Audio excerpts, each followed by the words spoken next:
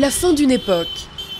Le cinéma Regal, l'un des plus vieux de New Delhi, ferme ses portes. Inauguré dans les années 30, il a vu défiler des stars de Bollywood, des hommes politiques et autres célébrités pendant des décennies. Avant, peu importe le film, le cinéma était toujours plein. Il y avait de longues queues dehors, tout le long de la rue. Les gens venaient dès 4 heures du matin pour être sûrs d'avoir un billet pour la première séance. Mais l'arrivée des centres commerciaux à Delhi avec leur cinéma géant a été un premier coup dur pour le Regal dans les années 90. C'est d'ailleurs l'objectif ici aussi, tout raser et construire un multiplex. Une option radicale, mais qui répond aussi à des inquiétudes sur la sécurité du bâtiment. La qualité de la maintenance s'est dégradée. Personne n'y a fait assez attention. Si quelqu'un s'en était occupé, on ne serait pas dans la situation dans laquelle on est aujourd'hui. Pour les salariés aussi, la dernière séance approche. C'est un peu comme perdre un membre de sa famille. Mais bon, les propriétaires doivent savoir ce qu'ils font. Clap de fin donc pour le Regal, après plus de 80 ans, passé à divertir des générations de fans de cinéma indien.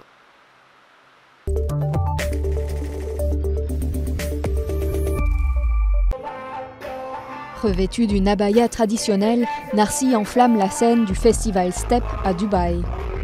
Sur scène, des fans le rejoignent pour exécuter une danse irakienne. Le rappeur irako-canadien a remporté l'un des plus grands prix musicaux canadiens pour un clip sur le racisme, la guerre et la migration. Son but, combattre les préjugés sur la culture arabe. La culture arabe est attaquée. Elle est fétichisée en Occident et à travers le monde. Elle est soit maléfique, soit sexy, n'est-ce pas? La scène musicale alternative arabe connaît un succès grandissant. Les groupes mélangent rythmes traditionnels et hip-hop, rock, reggae ou funk. You see them using, for instance, the poetry of Mahmoud Darwish or the thoughts of and ideas of Edward Said. Ils s'inspirent par exemple de la poésie de Mahmoud Darwish et des pensées d'Edward Said, ainsi que des cultures urbaines afro-américaines. African-American cultures of American cities. Les défis sont de taille. À l'étranger, ces groupes sont confrontés au racisme et à l'islamophobie. Dans le monde arabe, les paroles qui abordent des thèmes comme l'orientation sexuelle sont parfois censurées. On rencontre parfois une certaine opposition à cause des thèmes que nous abordons et des personnes ou des communautés auxquelles nous aimons être associés. Je suppose que parfois ça peut être un peu intimidant pour les gouvernements. Mais avec des fans de plus en plus nombreux et une présence toujours plus forte sur les scènes du monde entier, la musique alternative arabe n'est pas prête de s'éteindre.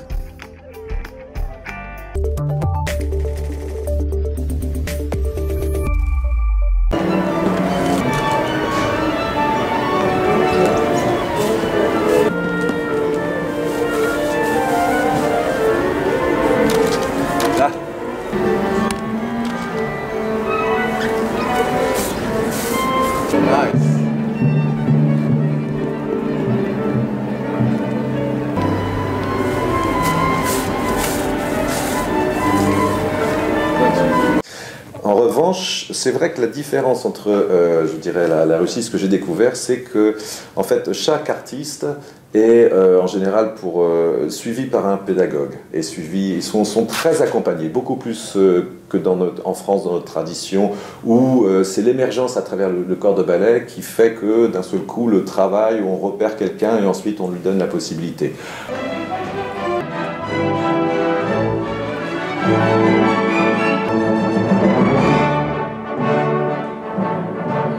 Et la danse, c'est une écriture, c'est comme la calligraphie, et on peut sans cesse la travailler, l'affiner, la développer, la rendre plus majestueuse.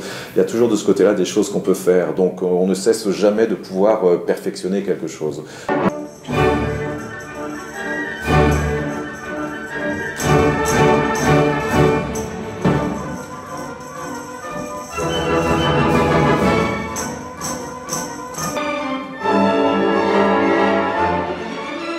Vraiment, le danseur est au service de quelque chose qui est plus grand que lui-même. Et c'est ce qui fait la beauté de notre quête, quoi. C'est-à-dire qu'on est au service de quelque chose, c'est l'art, quoi. Donc en tant qu'humain, on essaie de tendre vers ça. C'est cet élan qui est magnifique, c'est ça qu'il faut travailler. Et tant que vous avez une dynamique, un élan et quelque chose, à ce moment-là, je pense que tout fonctionne.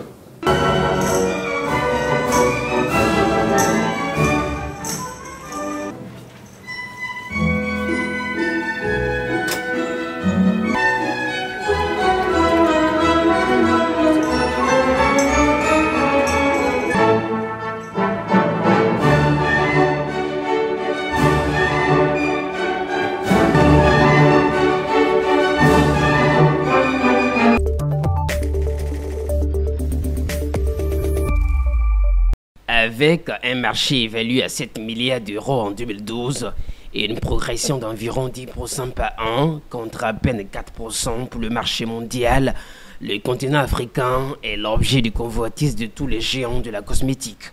Beauty Color Africa, ce n'est pas un salon où on vend juste un bâton de rouge à lèvres et un shampoing. Moi, je peux comprendre qu'on n'ait pas d'intérêt particulier pour un rouge à lèvres ou un pot de shampoing. Là, ce qu'on est en train de faire, c'est autre chose. C'est montrer déjà qu'on a des entrepreneurs qui sont capables de développer des produits qui vont respecter nos besoins en termes de peau, en termes de cheveux. Et de dire que, vous savez, le marché de la cosmétique, ça représente plus de 6 milliards de dollars à travers le monde. Et une grande partie est concentrée en Afrique.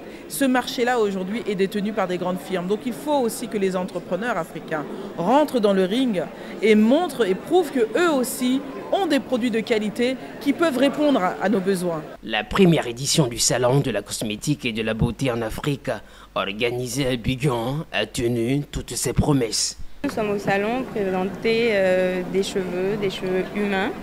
Là, nous avons des chinoises. Voilà, vous pouvez regarder. Elles sont lisses, bien entretenues. C'est des cheveux luxueux. Voilà, c'est du haut de gamme, de la qualité supérieure. On peut aller jusqu'à, on va dire, 5 ans, durée de vie de 5 ans et même plus. Réutilisable maintes fois, ça prend la teinture, ça prend également, on peut les boucler, on peut les lisser et tout. Une gamme de produits et d'accessoires pour un public féminin en quête d'élégance et de prestige.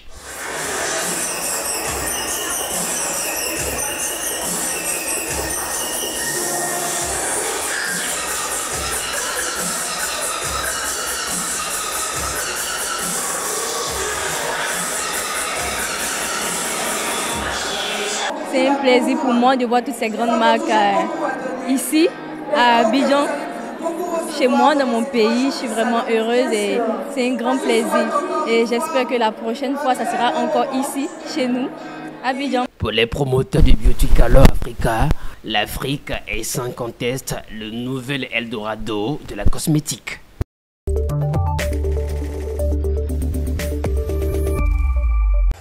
À l'occasion de la sortie de son second album, le groupe musical MC Fonctionnaire s'est produit sur une scène de la capitale centrafricaine.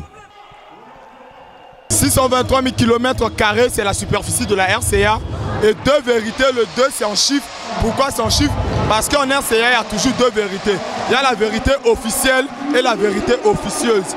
C'est pourquoi on a intitulé cet album 623 000 km² de vérité. MC Fonctionnaire ne cesse d'enregistrer du succès pour ses compositions qui touchent toutes les thématiques de la vie socio-économique. Beaucoup de fierté et surtout un sentiment d'avoir contribué à aider un jeune groupe émergent. C'est vrai que ça fait depuis 2011 qu'ils existent. Et c'est un groupe que j'aime beaucoup. Et ma présence ici, c'est vraiment à titre personnel, aussi pour représenter le ministère des Arts et de la Culture, mais aussi en tant que fan du groupe. MC Fonctionnaire, ce sont des jeunes sans emploi, des débrouillards qui ont choisi la musique comme moyen d'expression. Une manière de montrer que l'art musical peut aussi contribuer à promouvoir la paix et le vivre ensemble au sein de la communauté.